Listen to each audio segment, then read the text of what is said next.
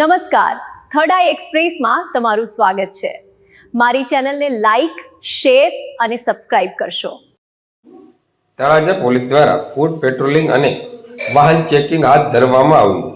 ભાવનગર જિલ્લાના તળાજા શહેરમાં કાયદો અને વ્યવસ્થા જાળવવા માટે પોલીસ દ્વારા સઘન પેટ્રોલિંગ હાથ ધરવામાં આવ્યું હતું।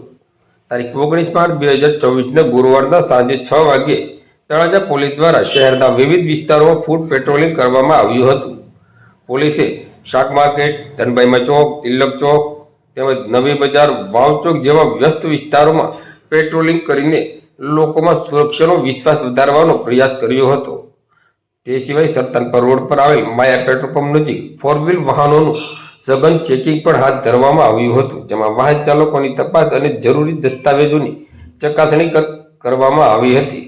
ફૂડ પેટ્રોલિંગ દરમિયાન ધનભાઈમાં ચોકમાં તળાજાના નગરસેવક ઉસ્માનભાઈ તૈયબાણીની દુકાને લુખ્ખા તત્વો હેરાન કરે છે કે કેમ તે અંગે પણ તળાજાના પીએસઆઈ ડીપી ખાંભલા દ્વારા પૂછપરછ કરવામાં આવી હતી। આ સમગ્ર કામગીરીમાં તળાજા પોલીસ સ્ટેશનના ઇન્ચાર્જ પીઆઈ ડીપી ખાંભલા સહિત તળાજા પોલીસ સ્ટેશનનો સ્ટાફ અને હોમગાર્ડના જવાનો સક્રિય રીતે જોડાયા હતા।